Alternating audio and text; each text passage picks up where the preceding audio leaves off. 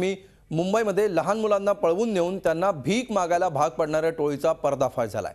एका 14 वर्षांच्या मुलीवर किती अवघड प्रसंग ओढवला, बघूया एक विशेष रिपोर्ट।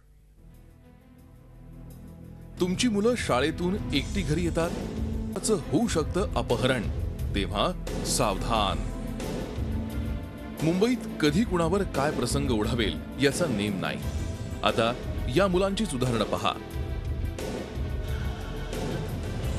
नाव पवित्रा परुमल, वय 14 वर्ष, हरवल्याची तारीख 22 मार्च 2014, वेळ संध्याकाळी 4:30 वाजता।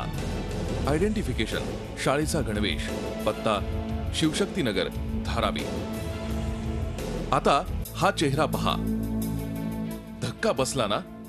कारण ती पवित्राच आहे। पवित्राचं अपहरण करण्यात आलं, तिच्या डोक्याचं मुंडन केलं गेलं, जबरदस्तीनं कपाळावर गोंदन काढण्यात आलं। हा सगळा अत्याचार तिच्यावर झाला तो तिला भीक मागायला लावण्यासाठी। सुरुवातीला पवित्रानं भीक मागायला नकार दिला, तेव्हा तिला काठीनं जबर मारहाण करण्यात आली, तिच्या शरीराच्या विविध भागांवर चटके देण्यात आले। या अत्याचारामुळे नाईलाजानं तिला 5 महिने भीक मागावी लागली। दिवसाला 150 रुपये भीक मागून आणलेच पाहिजेत अशी धमकी अपहरणकर्त्यांनी दिली होती। रेल्वे स्टेशन, मंदिर अशा परिसरात ती भीक मागायची। मात्र तिच्या सुदैवानं काही दिवसांपूर्वी पवित्राच्या शाळेतल्या मैत्रिणीनं तिला ओळखलं आणि पवित्राची भीक मागण्याच्या जाचातून सुटका झाली।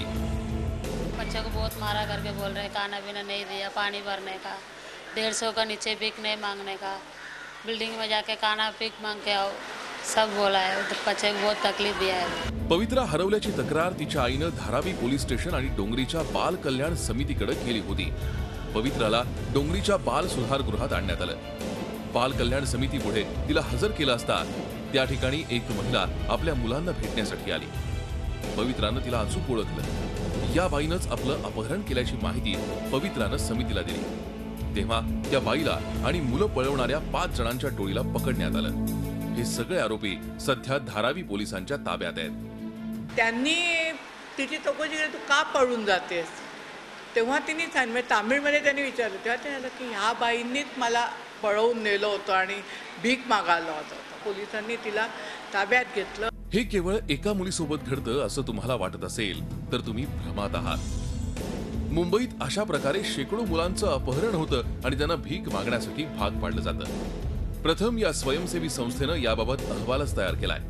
अनेक बाल भिक्षेकऱ्यांची त्यांनी सुटकाही केली आहे। मिसिंग झालेली मुलं अशात काही लोकांच्या हाती सापडतात आणि ज्या मुलांना भिकेला लावणं किंवा त्यांच्या असणाऱ्या जे पार्ट्स आहे, डोळे असेल किंवा किडनी असेल, अशा प्रकारे काढून विकणं किंवा अजून प्रोस्टिट्यूशन आहे किंवा अशा रेड एरियामध्ये मुलांना ठेवणं, तर अशा प्रकारे ही मुलांचं ट्रॅफिकिंग करून, किडनॅप करून यांच्या मुलांचा वापर केला जातो। आपल्या मुलांवर पवित्रासारखी वेळ येऊ द्यायची नसेल तर आताच काळजी घ्या, नाहीतर नंतर पश्चाताप करण्याची पाळी येईल।